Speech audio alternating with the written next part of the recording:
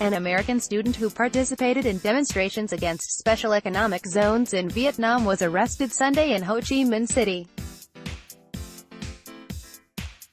Nguyen, 32, was being held for disrupting public order. Nguyen, a master's student at the University of Singapore, was visiting the Vietnamese capital ahead of his graduation, a statement given to the New York Times by his family and friends said.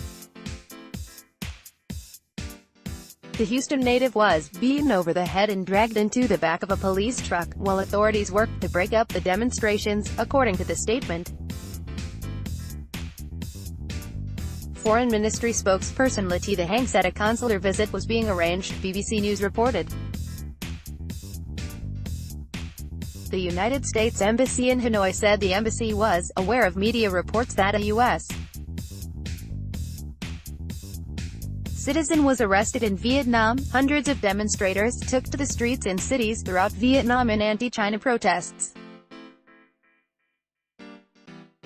Many Vietnamese are angry about a proposed policy that would allow foreigners to lease land in 3 special economic zones for 99 years, the New York Times reported. Nguyen, a Yale graduate, shared dozens of photos from the protests before his arrest. "I can't stress how enormous of an achievement this is for the communist government is allowing people to assemble peacefully, and the people are exercising their civic duty to protests and justice," Nguyen tweeted. Nguyen was able to tweet one last photo of demonstrators walking down a large street before his arrest. According to his family and friends, Nguyen was taken to a police station, but his current whereabouts are unknown. The BBC reported that officers reportedly appeared at Nguyen's Airbnb rental 2 days after his arrest and confiscated his belongings, including his passport, credit cards and laptop. In a recent post for the website New Narrative, Nguyen spoke of his Vietnamese roots. Nguyen's family fled South Vietnam following the Civil War.